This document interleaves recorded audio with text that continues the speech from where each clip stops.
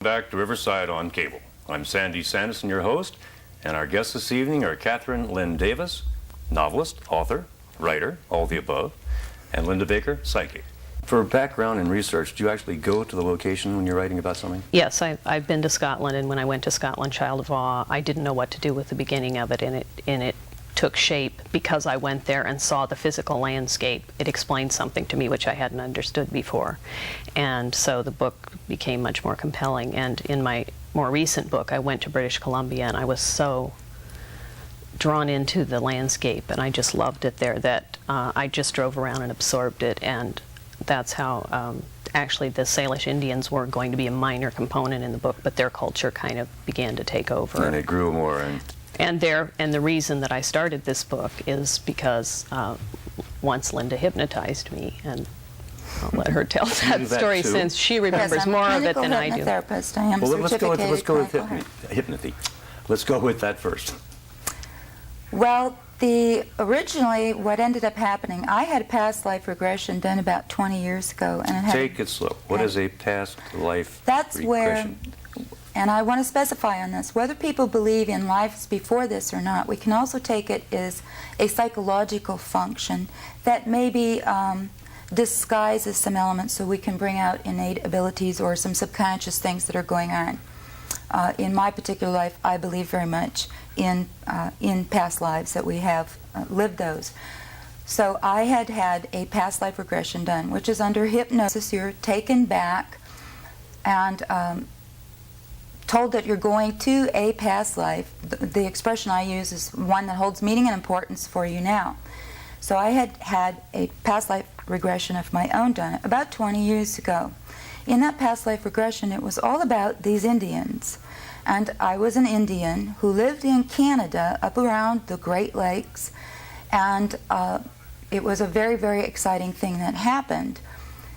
The descriptions in that hypnotic regression, I was discussing with Kathryn. Now, she was supposed to be writing a book on dance, and I want to point out we don't hang out together. I maybe ran into her every 6 months, 8 months, something like that. We had this weird type of pulling together at really strange times, almost like fate or something was doing it. But I was very excited one day when she was around talking all about this regression that I had done, and I said, you know, it wasn't Cherokee, and they weren't this, and they weren't that. I had no idea what kind of Indian that this was, but they were like Sashakanowa.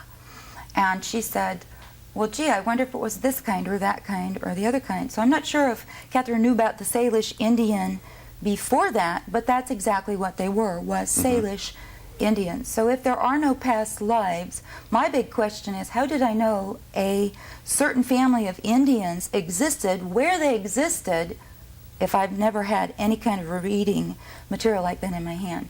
But at any rate, because of my discussing that and some of the points that were in that regression and that helped me with some things in my life, Kathryn said, well, would you regress me? And so there were several of us. I think it took about 4 months for us to finally get together on that because of schedules. And I regressed Kathryn at that time also. And she went back to, I believe it was some form of Indian also. This wasn't a case of deja vu all over again. It was deja vu on deja vu. Okay, deja vu on deja vu. And what ended up happening as the dance book that Kathryn was going to write is still one of the books that I'm told will be yet forthcoming, but instead she sat down and it gave birth to Sing to Me of Dreams. Does that happen often? I know it does occasionally to me in my little bit of writing I do. I'll start out in one direction, and before I know it, it's taken over and it's going another direction. And I go, whoa, whoa, come back here. You're supposed to be saying this, but you didn't say that. This book, Sing to Me of Dreams, it started with, actually she described a scene to me of standing on a hilltop and watching the rabbits, and she described to me the feeling she felt. And from that came a line, which I knew would be the last line of this book, but which it did not, because the book took over and changed. But it will be the last line of the sequel, which is also about the Salish Indian. You think so, huh? It will be. It might be, there might be another book in between. It will eventually be the last line of one of my Indian books, and it was, she smiled and wept and felt a freedom running. And it came directly from her description of standing on the hilltop. And this book when I began to write it, she told me months before I began it that I would feel like I wasn't writing it, that someone else was writing it, that it would completely take over, that I thought it was going to be one thing, but it was going to be another. And I put the tape away, and then I started the book. And the book, for the first time in my life, just simply took over. And this character was supposed to be, the character who's a shaman, was supposed to be one of 12 major characters who was followed through, you know, all of their lives became intertwined in Seattle, and that was the story. It simply became her book. She said, forget those other people, they're not important. She was a good shaman then. I'm the one with the power. And I started writing this book, and I got through the first 20 pages of a 214-page synopsis of the book, and I was on page 1059 of this book, and this book was done. And I had only gotten to, I believe she was 19. At the end of this book, because you have to go for quite a while now. You have a trilogy at least. Right. It seemed to just, and I knew that I had to let it do that. And then at some point in the process of writing the book, I pulled out that old tape and played it. And I came out one day and I said to my husband, I don't know who's writing this book, but it sure as heck isn't me. And I played that tape again, and she had described this whole process, which isn't the way I write. And when she described it, I thought to myself, well, I doubt it. It's just not the way I work. Kathy, Child of Awe, the paperback, is now available. Yes, and so is any places locally in Riverside that would be stocking it? I could be glad to share with the folks. And Walden Books and The Little Professor in the plaza. So B. Dalton, Little Professor, and Walden Books. And Walden Books would have Child of Awe. And what of Sing to Me of Dreams? Those are also available. Those are also available in all the bookstores. You know, one thing I've learned from talking to her over the years I've known her, and talking to you more now that we've met again, I better stay away from her book signing parties. They're usually too much fun. Are they fun for you? Very elegant. Are they fun for you? Yeah, it's one of the times when we get people together and they tell me how they feel, which a lot of people don't get a chance to do. And when you write, you send this book out there, and you don't ever know the people who read it or how they feel about it. And it's really nice to hear them actually respond. So far you've got me to Confederate uniform, into a Scots kilt. What's the next party theme going to be? Well, we're going to Salish Indians, so they wore cedar bark. I have a strange feeling I'll have to be hypnotized by you before I end up in cedar bark. Cedar bark. Although it would keep the moths out. That's right. Do you like doing this sort of thing, ladies? Do you like appearing on TV and discussing your books and your sensitivity and things like that? Do you do a good bit of it now? I just got back from Seattle, where I did a promotional tour for Sing to Me of Dreams, because the Salish Indians are wearing from cedar that bark? area. No, I was not wearing cedar bark. But I really enjoy, for one thing, having a chance to talk about how I felt when I wrote the book. Because usually in a cocktail environment or other environment, there really isn't time to just more than a passing what have you. People ask, but you can't answer. And what about you? Is sensitivity something that is employable? Can you get income from it for yourself? Yes, very much so. I never wanted to be this when I grew up. Well, let's try another question. Would you hypnotize me so I can write a bestseller like her? No. That really isn't the way it works. I am a clinical hypnotherapist. I can assist you with getting to maybe into the subconscious. But for instance, say if a person just doesn't have the rhythm to play piano, with hypnosis they may be able to have that enhanced, or to overcome a block that keeps them from having that rhythm.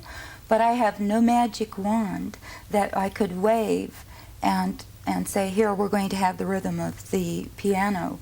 I really can't say where all that, my being the psychic or with the hypnosis, how it facilitated with Kathryn. I know some definite things that, as a psychic, has helped with Kathryn. I told her to get those rights from Child of Awe because it had gone out of print long before the need of that ever arrived. And I had no idea why I was telling her. I just knew. I told her, you get these rights. I don't care what you have to pay for them. You get them because that book is going to be coming out again.